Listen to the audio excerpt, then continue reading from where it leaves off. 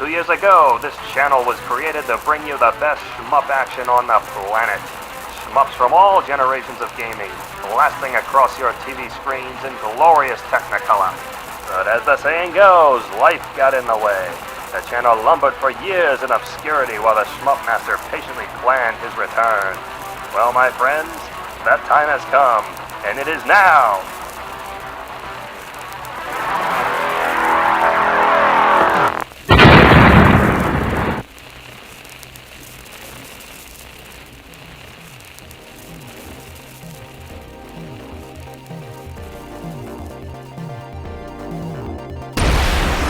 Hello everyone, I'm back, and so is SHMUP Master. And you know, it's been a while since my last video, but in the long gap between episodes I decided to do some more equipment upgrading.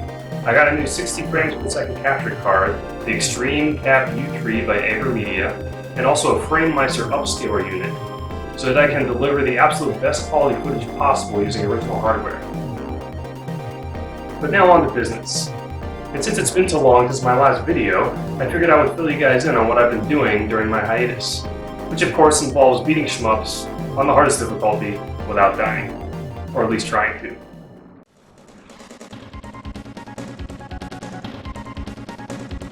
First, I attempted the 1cc a game called Hyperzone on the Super Nintendo. Hyperzone is a Mode 7 3D shooter and was one of the first games to be released on the Super Nintendo back in 1991.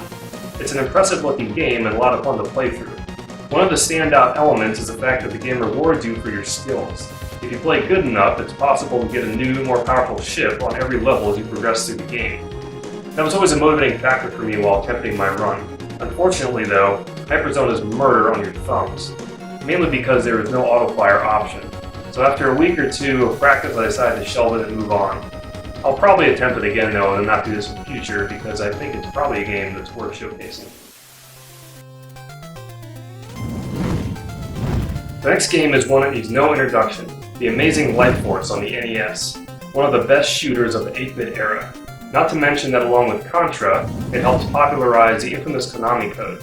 Even today when you look at Life Force, you can see the love that went into this game. The fire stage in particular always impressed the hell out of me with those massive solar flares going all over the place. And although I toyed with the idea of doing a 1cc run of this game, I realized that doing a 2-player run would be much more interesting. So my brother and I will probably try it at some point in the future.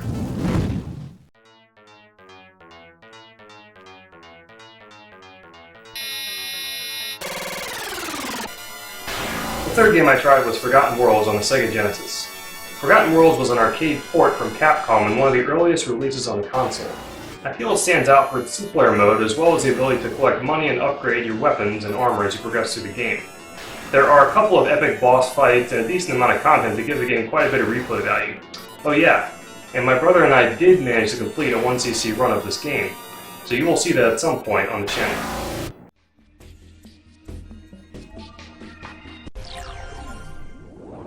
Soldiers, the future of humanity lies in your hands. God bless. Okay, ready to rock, Colonel. Unit 87, take off. And last but not least is what I like to call a mountain of a shmup.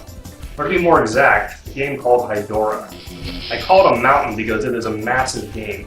If you've never heard of it, it's an indie shmup released in 2010 for the PC by a guy named Locomoito. Dora is basically the modern sequel that Gradius never got. To put it frankly, it's an amazing game.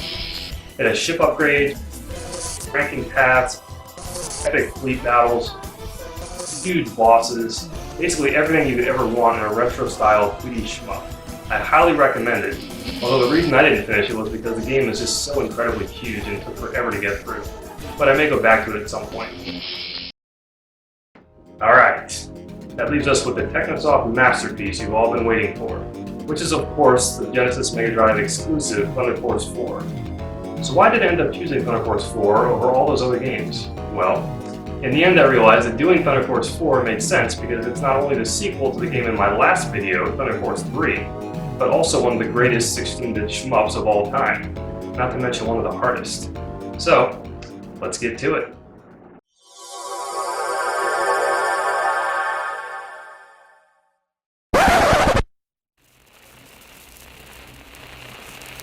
Stay Stay tuned to this channel for more fantastic shmup action. The SHMUP Master will return this summer with the Sega Genesis classic Thunder Force 4.